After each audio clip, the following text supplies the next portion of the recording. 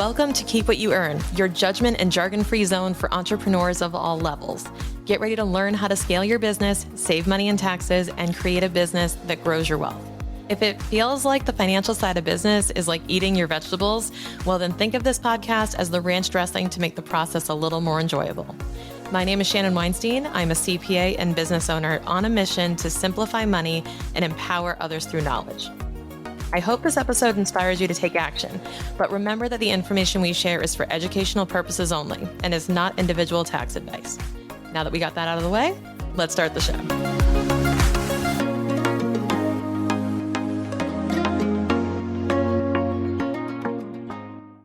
Hey there, welcome back to our two-part series with Tobias. I'm really excited to share this series of episodes with you. So if you missed out on part one, the last episode that we aired was surrounding bringing on a new accountant and looking for the right accountant for you, finding that good match. Today, we're going to be continuing this conversation with Tobias. And what we're going to do is talk about onboarding and creating a really positive, strong relationship with your accountant. So if you haven't heard part one, I encourage you to start there and listen. If you already heard it, let's dive in and continue. And that, I guess, kind of like that's a good segue for, some of the onboarding process that, is listed in one of the questions that I had was, what would be, a good practice in terms of, I guess the question was split up in two, like from an accountant perspective, from a client's perspective, as far as the onboarding process, but we can discuss all of them together, but documents, onboarding, what to do to set a good tone, right? Yeah. I would say, so everything depends on the level of service that you've purchased, right? So is an onboarding call necessary for simple tax preparation? Maybe, maybe not. Mm-hmm. So it really does start with the level of service and the scope. So let's just say you have an ongoing year-round relationship with someone who is going to act as a financial and tax advisor for you, and that you have made that super clear that that is what you're expecting, and you've laid out all the expectations and the ground rules, right? And the values. So assuming you guys are in alignment on that, the best thing you can do is hopefully the accountant, again, I think this is on the accountant. Hopefully they have laid out, here are the documents, here are the core things that we're going to need in order to begin our relationship. But what the client has to do is also realize that you are the keeper of all the information. And if you don't tell them something, they don't know it. Mm-hmm. So there's this kind of like communication gap in between where the accountant only knows so much about what to ask because they'll have this standard list of questions and documents they ask for. But you also go, well, they're the expert. They're the professional. I'm just going to do what they say and they'll ask me if they need something else. Mm-hmm. And then there ends up being this gap between where the client brings to the table and what the accountant's asking for. And what we always end up happening is we'll get to the end of the year and it's like, wait, you bought a business vehicle? Oh, wait, you have this? Oh, wait. Oh, you own another building? Oh, wait, you have another business? It's a consulting business? Wait a minute. You never told me about that. And they're like, you never asked. And it's like, but how would I even think to ask about all this stuff? So there's this communication gap. And I think that how we can close that gap is if you really if the accountant can, and again, I think the onus is on the accountant, to meet you where you're at and say, okay, tell me your history, tell me your story. Mm-hmm. What was set up? Tell me about what happened here. I actually want the story before the documents because I want the documents to serve as the pictures in the picture book telling me the story. But I want to already know where it starts and ends. I already want to know the story, and then I want to use these as artifacts to support the story. Gotcha. As opposed to getting all the documents and then having to guess what the story is. Put together the story. Yeah. Takes me way more time. So I actually would insist, as the provider, I would insist on some type of introductory call, even if it was a very lower tier service, to go, like, tell me, like, you sent me all these documents. Tell me the story. And I'm going to start putting these in order of timeline or in order of what this is and start organizing it in the form of a story. It's like, okay, then you got this insurance policy. Okay. And then you sold your shares to this person here. Got it. And then this happened here. Okay. So we have all that documentation. So you want to just kind of like break down the whole story of what happened from day one with them And that will serve you so much. And ideally even record it for them or go through it with them and say, can you record this call so that you have this related to reference or take good notes on? These days we have things like Otter and Fathom and stuff that will take notes for us. But that will also help because you want them to understand as much of the backstory as possible, as quickly as possible. So I would say starting with the story and then getting into the documentation is my favorite, but you have to actually talk to the person about what would be the best way for me to share our story with you. Is it in the form of all the documents first, and then we tell you the story? How do you want to handle it? And then tell us what you need to fill in the gaps. That's perfect. And what I get the feeling is that most of this process is kind of like in the auto mode, like, hey, here's the questionnaire. Can you fill that out and can you send the paperwork to us so we can kind of review this thing? And I was like, what I'm telling you right now is kind of like the experience I'm having right now because I am actually in the process of onboarding. Right. That's a great step though. Yeah. And that wasn't like, you have a portal and okay, here's the questionnaire. This is all the secure. Yes, it's a secure portal. And, this is how we're going to communicate. Here's a list of things that we're going to need from you as a first step. And what I found myself in front of was okay, this is nice. I mean, some of the things that I don't even know what it means. Like, I don't have it, first of all. And, some of the things in the questionnaire, I don't know. I don't have it. Can you walk me through? Do I need this? Am I exposed to a risk or something for not having it kind of deal? Yeah, I actually find that with the homework assignment. Here's what's interesting. The default operation of an accounting firm is to send you a massive homework assignment to go retrieve all these crazy documents and a portal questionnaire. Yeah. It is designed for the convenience of the preparer because then they are going to say, give me all the documents, I'll go through it. Here's what I've learned.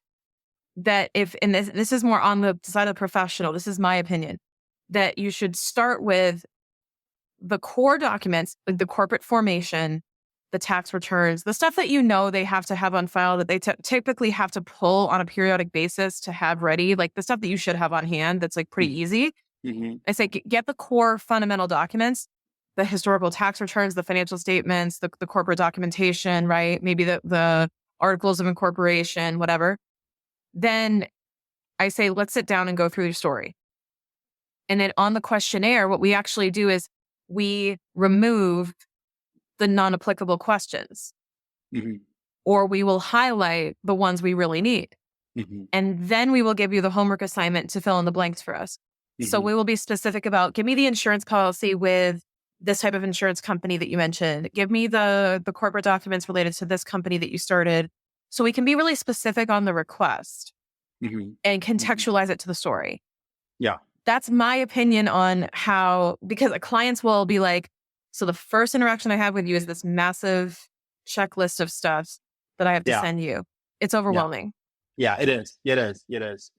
Yeah. And the things that I thought that were missing, I guess, in part of the questionnaire was kind of like, as you mentioned, like, give me the story, like, give me the context, and I guess that goes back to maybe the background that we have in common, like coming from a consulting kind of firm, the finance. Yeah, I'm an auditor. I like the walkthrough. Yeah. Yeah. You have to understand first before you do anything, right? Like do the walkthrough and then do the testing. Do the walkthrough first to understand the process, and then you can test the controls, right? Yeah. So that's how I approach it. But to go to the client, to you, right? What I would say is, if you're in that position where you just got a massive dump of like, they need all this paperwork, I would actually challenge and ask, hey, I think this would be more effective than me pushing this off for 2 weeks because it's overwhelming. How about this? Could we jump on a call later this week? I'm going to gather whatever I can surface level that I know I can pull. But could we just go through and can I tell more of the story with you? And can we go through and address which of these things will be applicable to me or what questions I need to be answering related to this that's going to get you the fastest information possible? Because what the accountant wants is as much information as fast as possible to start adding value. But what the irony of that is that they're putting the responsibility on you, and it's actually not client harming, but it can be like a deterrent for the client, actually. Yeah. Like they think they're adding value, but it's actually like, whoa, I just got this huge thing. Can we pare it down a little bit? And I think it's just actually challenging their process a little bit and saying, for me, it would be much more effective if we could sit down and kind of go through this together. Would you be open to that? I'm going to do my best to answer it. I'm going to have very specific questions about this. I'm going to highlight the things I don't understand. Could we just go through for 30 minutes and knock this out? And then you can get everything you need. I don't think I know a single accountant who would be like, absolutely not. Yeah. No, that's true. That's kind of like along the lines of what happened a little bit, kind of. Yeah. All right. I got this questionnaire. I filled out what I could, and then kind of like, hey, can we just meet, and talk through, what we're going to do? There were some things in the engagement letter, how we're going to do that by when, when is that going to get done kind of deal. I have a bunch of questions that I have here. I don't want to overwhelm you guys with my questions, but I do have like 100 questions here that I need. And I only know, I used to work with a partner that used to say, I don't know what I don't know. So I have 100 that I know I have, but there's probably like another 200 questions that I don't even know that I need to get to, So that's really good advice, I guess, in terms of, kind of getting on board and communicating expectations and all that. Yeah. You're actually inspiring me, Tobias, to, I'm like, because you mentioned here that you actually created a document, I think, or you created something. Yeah. Like with an overview, almost like a walkthrough document. Again, we're old school auditors, so it's funny. Yeah. But our inclination is to go, okay, let me break down the story for you. So like, here's all the information that the things aren't telling you in English. Yeah. Like our mission, our values, what we do here, what we sell, how we sell it. Right. Yeah. That is so powerful. And nobody does that, but it's so helpful. And now I'm like, guys, stay tuned. I'm inspired to make this for you. Like almost like the one sheet of who we are and what we do that you should be giving your accountant that they're not asking for, but you should give them. I might just make it for everybody and just say, here are the questions you should answer for them before you do anything else. Yeah, that's exactly what we did. Like, I don't mean to put like, a 40-page long document for you. No, it was just like really a couple pages, just here's what you should know about us. Right. So that's really it. Like, that's really it. Cause we can talk about those things over a call, but they have like, who knows, 500, 100 clients. I don't even know, but it's going to get lost. Right. So you should keep it. And every time you need, you should, refer back to this document. Say, hey, what is that business again? Here's the document that you should go back to remind you of what we do, and why we do it. Yeah. And that's the interesting part too, is, it doesn't have to be super long, doesn't have to be really involved. Yeah. But it's so funny how accountants won't ask for this type of thing. But it's kind of like, we keep using this analogy all the time, or at least I do, around like dating and online dating. Yeah. And I go, it's so funny because your dating profile, like you need a dating profile for an accountant, like to read about you and be like, so who are they? What do they stand for? What do they do? What do they love to do in their spare time? Like, do we have things? Do we have things in common? What is your best communication method? It's almost like a resume. Yeah. That would be so cool if somebody had a like one pager, even if it was a website dedicated to this type of purpose that was like, okay, here's everything you need to know about my company in terms of what you're going to be dealing with. Like how many bank accounts we have. How are we doing our bookkeeping? Because we do this as an intake form, right? We'll have an intake form where you fill out this information. But if your accountant's not asking these types of questions, I might just make this like intake form that you should be giving your accountant that has all this information on it so that they can align with you a lot faster on what you need to do. Yeah. I love that idea. It really, it's all coming from like a place where I really need this to work, Exactly. You're committed. You're committed to it. You want to commit to a relationship that will add value to both of you. And that's like the first step is having a mindset like yours. The first step is hopefully not getting to that place because you've been kind of screwed over. Yeah. Hopefully you get to that place naturally by listening to this and listening to the show. But you understand that this is somebody who you can trust and that you'll end up really valuing in your life, and that you can be selective about who you work with. And then the second part is, okay, tactically, how do I find this person? How do I talk to them? How do I make the relationship positive so that they stick around and that we all enjoy working with each other? Yeah. And it was actually funny because when I started, like, hey, well, first I provided, them with the information about our company. And then I was like, hey, what are the next steps here? Give me a timeline, give me, what are the next steps? Like, like things that, for us to, it's important for us to set expectations and kind of know what's in front of us. Right.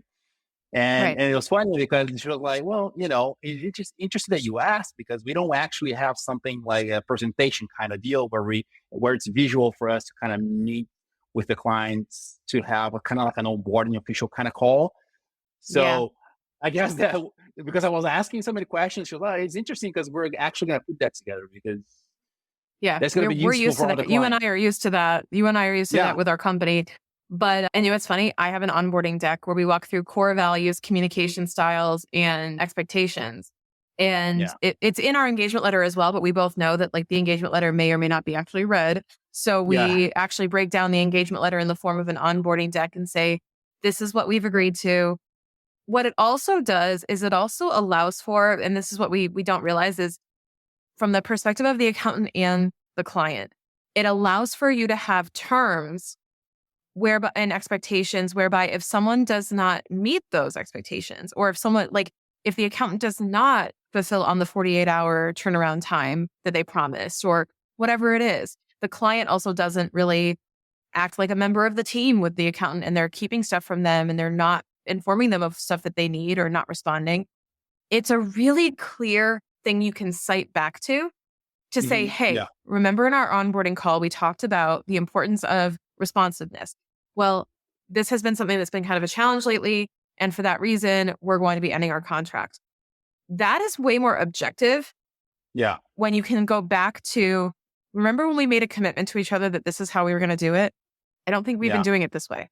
And it becomes much more objective and clear that like, hey, maybe this wasn't really what we didn't really meet each other at that agreement level, and we need to part ways.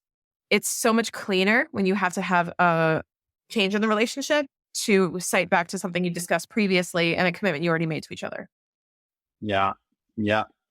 Love it. This has been really insightful for us. And actually, one of the things that I mentioned was that I guess it goes back a little bit to the selection process, but I guess one of the things that we actually done was to do our own homework, because we're both, like, my wife is also like an alumni as well on the financial side, and she was actually more on the fraud side, but we actually we know a little bit about, we're not accountants. She actually graduated in accounting, but she doesn't have the license CPA. Or whatever. So yeah. Yeah.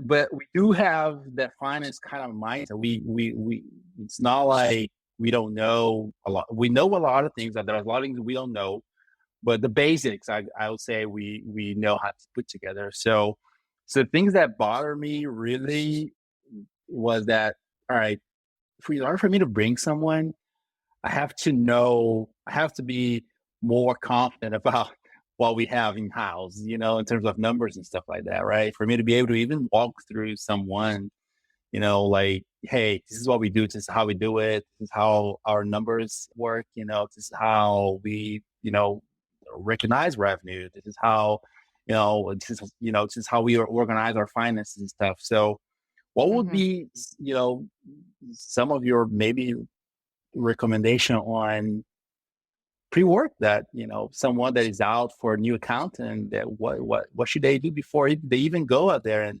kind of try to find someone? Yeah. So here's what I would do, because I'm guilty of this too, where I clean my house before the house cleaner comes. Yeah. Because I'm like, I don't want to be judged. Okay. So one thing is, no one's going to judge you, because that's what they're there for. They actually want to see the good, bad, and the ugly. The other thing is, if anyone's listening to this and they're like, yeah, I'm there, I'm embarrassed to show my books, you are not the worst we've seen. There will be, it's like the cleaning people, like, I guarantee you, you are not the worst I've seen. You would not believe the state of stuff we've seen. And also, by the way, the worst case scenario is if your books are that bad, we just start from scratch, which is what we're secretly hoping we actually get to do. Because a lot of us would rather start with a clean slate than have to unravel and untangle. So we would rather we'd rather go to the store and buy new Christmas lights than undo your knots. We're like, this is easier. So and I'm being dead serious. We actually kind of hoping that it's such a mess, we get to start from scratch because it's easier for us. But if you're in that position where you're actually really embarrassed by your books for some reason, number one, like that's our job.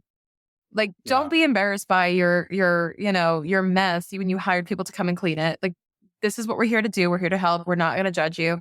The other thing is, what can you do to actually prepare for an accountant to come in and to know what they're in for? This is a big thing. So this is actually a big thing we call scope creep, right? You know this from our firm, where you go in thinking one thing and then they unpack and unravel. And then next thing you know, it's like, oh, this is way bigger than we thought it was going to be, because as we dug in, we found more problems. So I have this, so I'm actually releasing this, and I don't know when this episode will air particularly, but if it's available, it will be in the show notes, or we will mention it soon. I'm working on this thing called a diagnostic tool, where you could actually take this checklist and go into your QuickBooks. And if you answer these questions, you'll kind of like almost give yourself a score of how good is your QuickBooks done. Because I and my bookkeepers are going to be working on this, and we know where the bodies are buried. Like, we know if you're going to screw something up, we know it's in like one of 8 places. We know in like 20 minutes, we can go into your QuickBooks and judge, because what do they say? Like, you know how neat you are by how you keep, let's say if you make your bed, right? Like, I could walk into your house and I could say, is the bed made? No. Okay. That might tell me something. Where I'm like, okay, that's the first thing I look for. And then the second thing I look for is this, because you know where the culprits are, you know where the issues are going to be. So what we do first is we do this diagnostic, and we look at like unreconciled transactions. How many things are still outstanding? When was the last time they reconciled the bank accounts? When was the last time they did that? So we know how much we need to be doing to clean up. Now, I'm not saying go in and do all this stuff, but what you can do is you can assess and say, this is what I figured out. Like, you could take Shannon's checklist and actually take it and hand it to them and say, I went through the books and this is what I have to save you some time. And we're actually going to show you how to find all these different things. But what it means is like, okay, when was the last time each of these bank accounts was reconciled, and you put the dates? Your bookkeeper, the person you're going to talk to, or accountant, is going to look at that and go, okay, they know exactly the scope of work. Yeah. Because you're going to do their assessment for them and say, this is where I left off. Okay. Got it. So now they're going to be super clear about the scope. They're going to know what they're in for, and they can plan the appropriate amount of time to work on it. Less surprises, less overscope time, less miscommunications, because if you come to the table prepared with, here is the status of my books, I'm telling you one thing, 99% of the time, the client comes in and they're like, I've been doing the books, but I've been doing them really well. Okay. Are you trained in any accounting or bookkeeping? No, I just figured it out. Cool. Yeah. Cool. And then they're like, yeah, but they're all reconciled. They're all done. They're good. We crack it open. There's an uncategorized asset for negative $27,000. There's owner's draws that are positive. There's a bank account that's negative that they haven't reconciled since 2014. And we're like, ugh, we try to trust the customer again, because they don't know good books from bad books. It's not their fault. They don't know. So, but we know how to grade books. We know what we're looking for to see if it's really good.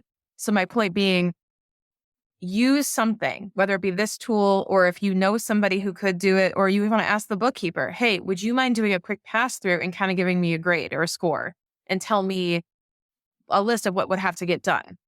You know, it's a team effort. But this is why I want to make this tool, because I want people to be equipped with something proactively to say, hey, I'm in the market for a new bookkeeper. And then when you meet with them, you say, actually, I have a document that outlines the current status of the books if you want to take a look at it. And that would be such an accelerator of time. Love it. Yeah, I would definitely use that tool. Yeah. And I mean, I'll share it with you once it comes out. I'm working on it. yeah, because one of the things for us was, well, one, that goes to a little bit of what you said. Like, I don't want to be embarrassed by having such bad books, but two, I I was kind of thinking that I don't want to waste time with this stuff that I know how to do. I just didn't have the time to put together. I want to spend more quality time on the strategy discussions kind of deal. That was Right. where I was coming from, right? I need to have my house in order, at least from the point that I feel confident. I don't know everything. Of course, I know only the basics, right? But if I organize to the point that I know we're gonna have at least a good foundation for us to start off, right? So that was kind of like Yeah, my mindset, you know. absolutely. So what I would do is if you're going to work with a new accountant, and let's say you're working with me as a CFO for like a strategic advisory, right? Yeah, I almost always will say, depending on who did the books before, I will almost always say, so we're going to charge you first for a cleanup project or a bookkeeping catch up project. And then I will start CFO service yeah, as of this date in the future. So if it's currently June, I'll say, hey, I'll start you in July 1st or August 1st. And between now and then, what I need you to do is engage a bookkeeper. I have recommendations for people, but I will ask you to engage a bookkeeper to do this work and to get the books to a place where this is completed. And yeah, that's your homework. And then we can start working together because it's a yeah, prerequisite for strategy. You're absolutely yeah, right. yeah, So there is homework for the client to do with a bookkeeper, but ideally the professional will reduce as much resistance as possible by either providing that person or recommending people to say, I need you to go do this project first with this person. And then we can talk and then we can be engaged to work on this as of this day. It's kind of like saying, hey, I need you to go.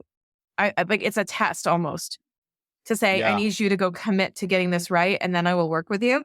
Because from my standpoint, if the person's like, well, okay, I think she knows what she's talking about, but I don't really want to do this. Then I'm like, well, that just told me a lot about what you're going to be like as a client. yeah, So yeah, like, I need you to follow my advice. Trust me on this. This is what we need to in order to do it. And, it's really important. And it's actually a great test to see if you guys are in alignment on your communication and on the priorities. yeah. No, I think this self-assessment tool that you mentioned, that's actually a great idea.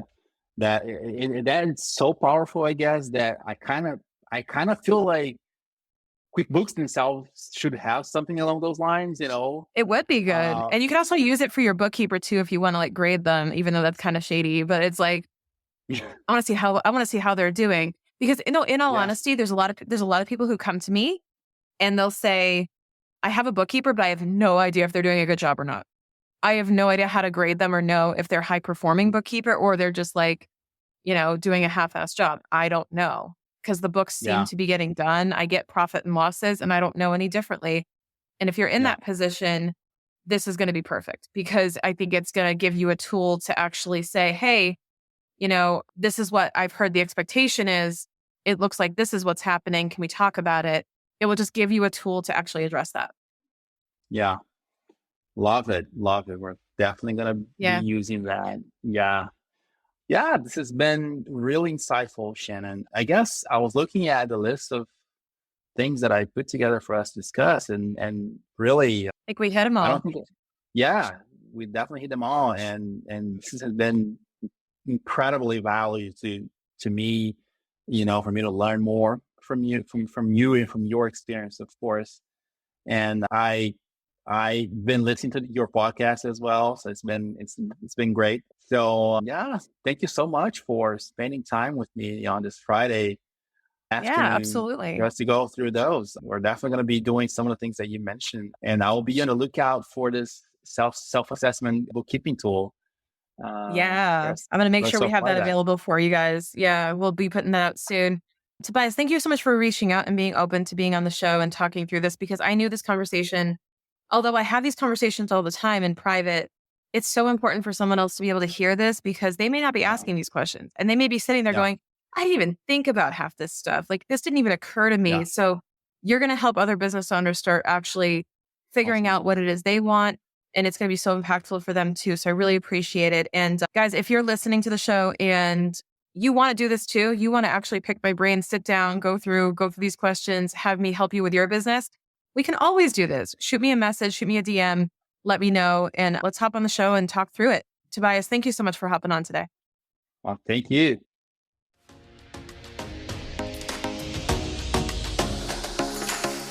If you find yourself surprised by how much you make and how little you actually keep, then your problem probably isn't your profit. It's your cash flow. Cash flow problems are the number one reason small businesses fail because they run out of gas in the tank. And that's why I released a mini course called Endless Cash that helps you quickly forecast your own cash flow using the same template that we use with our clients. If the pressure of launches and big investments stress you out, then grab a copy of Endless Cash and start getting ahead of those road bumps right now.